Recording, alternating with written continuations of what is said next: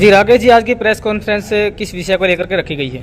जी, आप सभी हमारे महेंद्रगढ़ के पत्रकार साथी, इलेक्ट्रिक और प्रिंट मीडिया के सहयोगी और सभी यूट्यूबर के सहयोगियों का इस प्रेस वार्ता में हार्दिक स्वागत है, धन्यवाद करते हैं। जैसे कि आज मैं राकेश तंवर, राष्ट्रवादी जनलोक पार्टी प्रदेश अध्यक्ष, और हमारे सहयोगी गठबंधन के इंडियन नेशनल लोकदल पार्टी के प्रदेश कार्यकारिणी सदस्य दिनेश सिंह शेखावत संयुक्त रूप से एक प्रेस कॉन्फ्रेंस आज कर रहे हैं, जिसका विषय रहेगा कि हरियाणा के ताज़ा राजनीतिक घटनाक्रम पे हम चर्चा करने जा रहे हैं कि हरियाणा के 10 लोकसभा सीटें जो कि भारतीय जनता पार्टी ने घोषित कर दी हैं, उनमें एक भी सीट पे राजपूत प्रत्याशी को मौका नहीं दिया गया। ऐसा पहली बार नहीं, पिछले 75 वर्षों से हरियाणा की 10 लोकसभा सीटों पे भारतीय जनता पार्टी या कांग्रेस किसी भी पार्टी ने मौका नहीं दिया है, जबकि राजपूत समाज समय समय पर दोनों पार्टियों को 90 से 95% वोट करता आया है। और भारतीय जनता पार्टी ने न पिछली बार न अब राजपूत समाज को न कि लोकसभा में बल्कि राज्यसभा में भी राजपूत समाज से किसी व्यक्ति को आज तक नहीं भेजा। इससे गुस्से में और रोष में राजपूत समाज पूरे हरियाणा प्रदेश में बड़ी बड़ी महापंचायतें करके और अपने प्रत्याशी उतारेगा। अपने सहयोगियों के साथ, अपने तमाम राजनीतिक सहयोगियों और 36 बिरादरी के भाइयों के सहयोग के साथ राजपूत समाज अपने प्रत्याशी उतारेगा। इसी कड़ी में 31 मार्च को कुलाना झज्जर में रोहतक लोकसभा का प्रत्याशी कुलाना में महापंचायत करके 36 बिरादरी के भाइयों से सहयोग लेके और अपने राजनीतिक दलों से सहयोग लेके अपना प्रत्याशी चुनेगा। जिस तरह से आपकी पार्टी का इनेलो का गठबंधन है, तो कितनी सीटों पर आपका समझौता है? अभी टिकटों को लेके हमारा बंटवारा नहीं हुआ, लेकिन हम मांग करते हैं राष्ट्रवादी जनलोक पार्टी 5 सीटों पे चुनाव लड़ेगी। जैसा कि अभी हम बता रहे, 31 मार्च को कुलाना में रोहतक लोकसभा की सीट को लेके एक महापंचायत होने जा रही है, जिसमें महापंचायत करके अपना प्रत्याशी चुनेंगे और सहयोगी गठबंधन दल से और सहयोगी 36 बिरादरी के भाइयों से समर्थन मांगे। उसके बाद फरीदाबाद लोकसभा की महापंचायत फरीदाबाद में होगी, उसके बाद हिसार लोकसभा और उसके बाद महेंद्रगढ़ भिवानी लोकसभा की प्रत्याशी चुने जाएंगे। लगभग 10 मार्च तक हम अपने सभी प्रत्याशी चुन लेंगे। आपने आरोप लगाया कि भाजपा और कांग्रेस ने आज तक राजपूत समाज को टिकट नहीं दी, तो आपका गठबंधन कितनी सीटों पर राजपूत समाज को टिकट दे रहा है? अभी राजपूत समाज के तमाम संगठन, जिनमें राजपूत सभा, अखिल भारतीय क्षत्रिय महासभा और हरियाणा प्रदेश राजपूत प्रतिनिधि सभा के साथ साथ करणी सेना के सभी अलग अलग संगठनों के दल हैं, उन सभी का, और महाराणा प्रताप युवा सेना संगठन, तमाम राजपूत समाज के सभी संगठनों ने राष्ट्रवादी जनलोक पार्टी को समर्थन देने का ऐलान किया है। जैसे कि 31 तारीख को आपको दिखाई देगा, और धीरे धीरे आगे की कड़ी में सभी राजपूत समाज के सभी संगठन राष्ट्रवादी जनलोक पार्टी को खुला समर्थन करेंगे और लगभग 5 सीटों पे अपने लोकसभा प्रत्याशी चुनाव लड़ाएंगे। समाज के प्रति लड़ेंगे? हाँ, राजपूत समाज के सहयोग से और 36 बिरादरी के सहयोग से। आपके जो 5 कैंडिडेट है वो राजपूत होंगे या अलग होंगे? देखो, मुख्यतः राजपूत समाज से ही होंगे, और जैसे हमारे रिजर्व सिर्फ और अम्बाड़ा से हैं, तो इंडियन नेशनल लोकदल से हमारा गठबंधन है, तो उनमें चर्चा करके हम वहाँ के प्रत्याशी तय करेंगे। आप कहीं भी आप किसी भी राजपूत को टिकट नहीं दी, तो अभी तो कांग्रेस ने तो भाई नाम अभी अनाउंस कुछ किए नहीं है, तो उन्हें क्या कहोगे? देखो, संभावना है, क्योंकि कांग्रेस ने पिछले 75 वर्षों में कभी भी राजपूत समाज को टिकट नहीं दी और ना ही राज्यसभा में भेजने का कोई कार्य किया राजपूत समाज के किसी प्रतिनिधि को।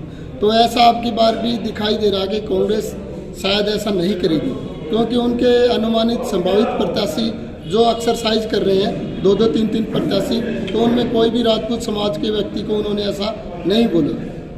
महेंद्रगढ़ भिवानी की बात करें तो आपका फिर मजबूत कैंडिडेट कौन है, किसको लड़ाने? महेंद्रगढ़ भिवानी से हमारे साथ में दिनेश सिंह शेखावत है सतनाड़ी से, और भी इंडियन नेशनल लोकदल से भी और राष्ट्रवादी जनलोक पार्टी से भी प्रत्याशी हैं।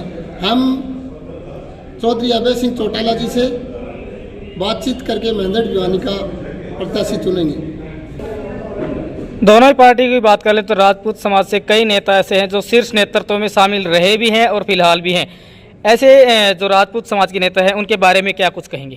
देखो, राजपूत समाज का नेतृत्व शीर्ष पार्टियों में कहें या शीर्ष नेता कहें तो हरियाणा में तो जीरो है। हरियाणा में राजपूत समाज का नेतृत्व किसी भी पार्टी में अग्रणी नहीं रहा, वो पीछे दरी और चटाई बिछाने की भूमिका में रहा है। इसका जागता जीता सबूत आप देख ही रहे, जैसे कि हम बता रहे हैं कि किसी भी लोकसभा और राज्यसभा में प्रतिनिधि नहीं मिला तो दरी चटाई बिछाने वाले ही कहेंगे हम तो। और आप बता रहे हैं कि केंद्रीय लेवल पे हैं, तो केंद्र लेवल पे जो नेता हैं उन्होंने राजपूत समाज के हरियाणा की अनदेखी की है और करवाई है। पीछे कैथल प्रकरण रहा, राजपूत समाज के ऊपर लाठियां चली, गोलियां बरसाई गई और अवैध रूप से सैकड़ों बुजुर्गों को हिरासत में लिया गया, तो केंद्रीय नेतृत्व की आवाज़ तक नहीं आई। तो हरियाणा प्रदेश का राजपूत इस बार गुस्से में है। केंद्र से आए या बाहर से आए, किसी भी भारतीय जनता पार्टी के राजपूत नेता को स्वीकार नहीं करेगा, उसका समर्थन नहीं करेगा। आज आपका मेन फोकस यही है कि भाई किसी भी राजपूत नेता को टिकट नहीं मिली। देखो, ये समाज का दर्द है भी, किसी भी राजपूत नेता को लोकसभा में किसी भी पार्टी ने टिकट नहीं दी। और राजपूत समाज का हमारे साथ समर्थन है कि राष्ट्रवादी जनलोक पार्टी सभी प्रत्याशी सीटों पर अपने प्रत्याशी चुने और राजपूत समाज खुले तौर पे उसका समर्थन करेगा। जैसे कि महेंद्रगढ़ भिवानी में 2 से 2.5 लाख राजपूत समाज की संख्या है, लेकिन किसी भी पार्टी ने आज तक टिकट देने की कोशिश नहीं की। ऐसा ही करनाल में 2.25 से 2.5 लाख राजपूत है, करनाल लोकसभा सीट में, वहाँ भी किसी भी राजपूत को आज तक टिकट नहीं दी गई।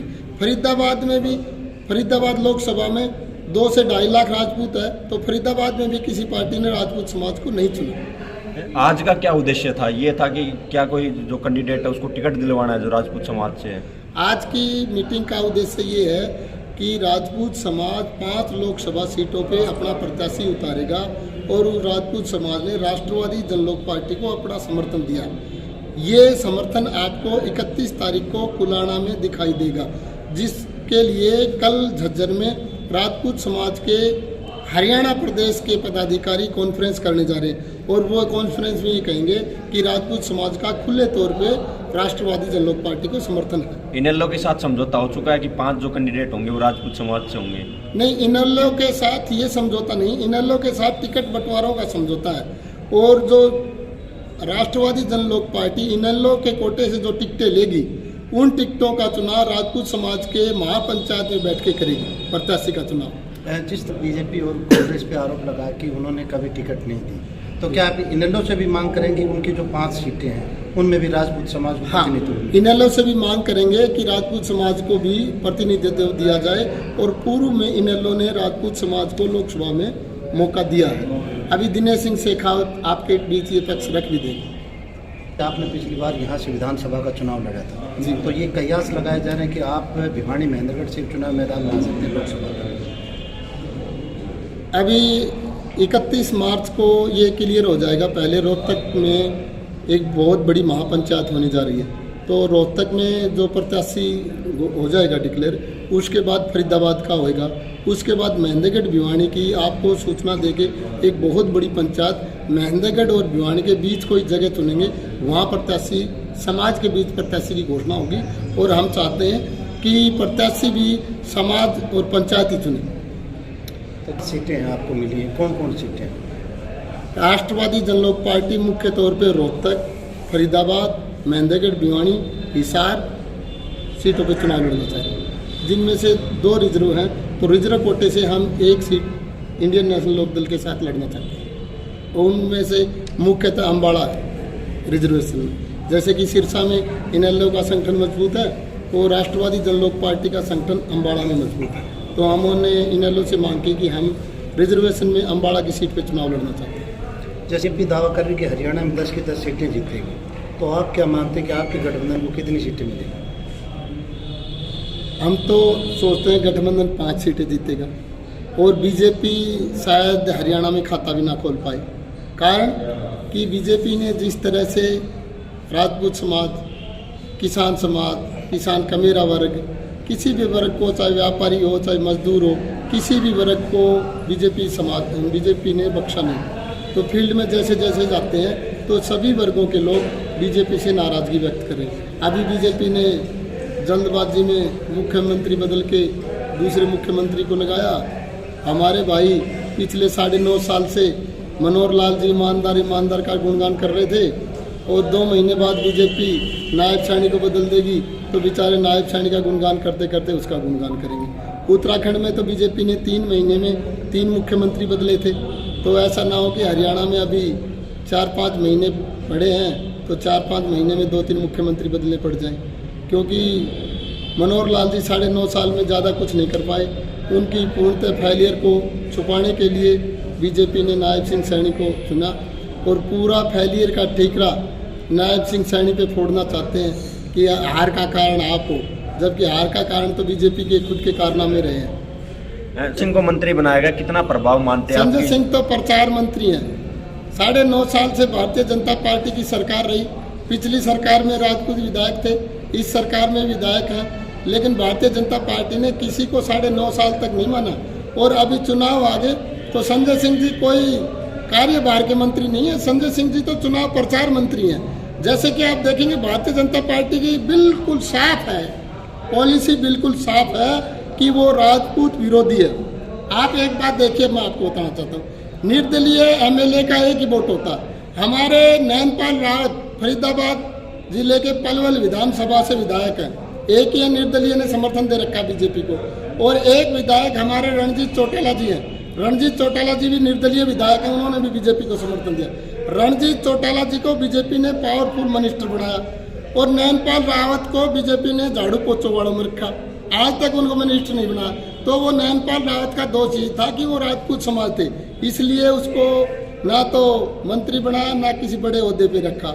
और दोबारा सरकार बनी तो भी नैनपाल रावत को बीजेपी ने मंत्री नहीं बनाया, जबकि रणजीत चौटाला जी को मंत्री के साथ साथ उनके पुत्र को लोकसभा हिसाब से टिकट भी दी। तो ये तो स्पष्ट भेद कर रही है बीजेपी कि राजपूत समाज के किसी व्यक्ति को, नेता को, एमएलए को, किसी को भी नहीं बख्श रही। तो क्या जातिगत वोट बैंक के चलते संजय सिंह को अभी मंत्री पद दिया गया? संजय सिंह तो प्रचार मंत्री हैं, जातिगत वोट तो पहले भी यही था, 2009 में भी था, 14 में भी था, 19 में भी, 24 में भी। वोट बैंक की परवाह नहीं करते, लेकिन अब उनको परवाह ये है कि राजपूत समाज भारतीय जनता पार्टी से नाराज है, रोष में है, गुस्से में है। पिछले कार्यकलापों पे आपने देखा होगा, पूरे हरियाणा के जिले स्तर, तहसील और विधानसभा लेवल पे राजपूत समाज में बीजेपी, आरएसएस, मनोहर लाल और मोदी का पुतला जलाया और विरोध किया। वही विरोध अब देखने को लोकसभा में मिलेगा। इस विरोध को दबाने के लिए, इससे डरते हुए बीजेपी ने संजय सिंह जी को मंत्री नहीं प्रचार मंत्री बनाया। ठीक है जी। सबको हाथ जोड़ के राम राम। मैं तो यही कहना चाहूँगा कि अगर इस बार जब लोकसभा का इलेक्शन हो तो राजपूत समाज से भी कोई न कोई लोकसभा में जाए, और इसके लिए हम सारे आने वाले 31 तारीख को कुलाना में सारे इकट्ठे हो रहे हैं, और आने वाले 31 तारीख को एक राजपूत समाज पूरा मिलजुल कर जो भी फैसला लेगा हम उसको खुद चढ़ाने का काम करेंगे। और हमारी पार्टी जो है कि इंडियन नेशनल लोकदल पार्टी है, उन्होंने हमेशा सारी 36 बिरादरी को इकट्ठा किया है और उनको बड़े बड़े पद भी दिए। माननीय ताऊ देवीलाल ने अपनी जो सर्वसम्मति से चौधरी देवीलाल जी चुने गए थे, उनके बाद प्रधानमंत्री का पद पर चुने गए थे, और उन्होंने प्रधानमंत्री का पद भी वीपी सिंह जी को देने का काम किया था। और उसके बाद चंद्रशेखर जी को भी प्रधानमंत्री ताऊ देवीलाल जी ने ही बनाया था। तो ये जो भारतीय जनता पार्टी वगैरह है, ये हरियाणा में ना किसी को आज तक 75 साल के इतिहास में किसी ने भी राजपूत समाज को टिकट देने का काम किया। ठीक है।